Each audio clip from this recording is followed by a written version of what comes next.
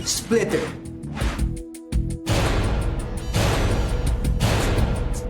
Sa challenge na ito, isa-isang ibabato ng player ang CD para tumusok ito sa pakwan. Huwag masyadong malakas, huwag din masyadong mahina para eksakto ang tusok sa pakwan. Boss Luis, gusto ko lang bumati sa inyo na happy kaarawan, boss. Pagpatuloy mo lang pagpapasaya sa mga tao, lalong-lalo na sa internet. Ingat ka lagi, bossing, and congratulations sa lahat.